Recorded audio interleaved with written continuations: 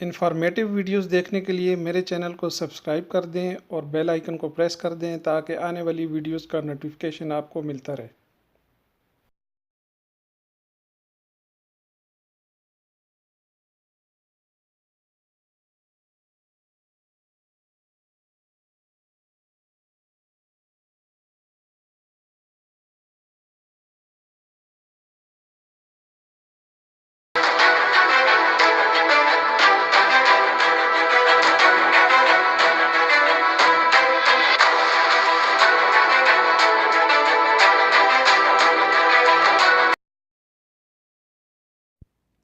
شاہ عبدالعزیز 15 جنوری 1876 کو ریاض میں پیدا ہوئے اور 9 نومبر 1953 کو 77 سال کی عمر میں طائف میں دل کا دورہ پڑنے سے ان کی وفات ہوئی اور ان کو ریاض کے الہود قبرستان میں دفن کیا گیا۔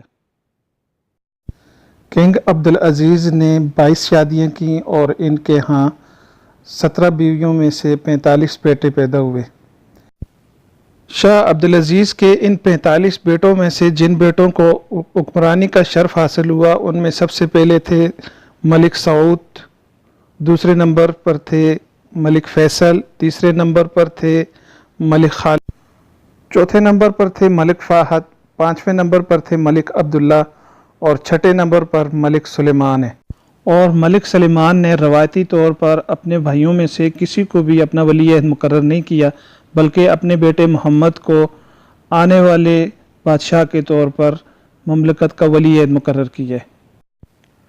کنگ سعود 15 جنوری 1902 کو کویت شہر میں پیدا ہوئے اور 23 فروری 1969 کو 67 سال کی عمر میں ایتھنز یونان میں یہ فوت ہوئے۔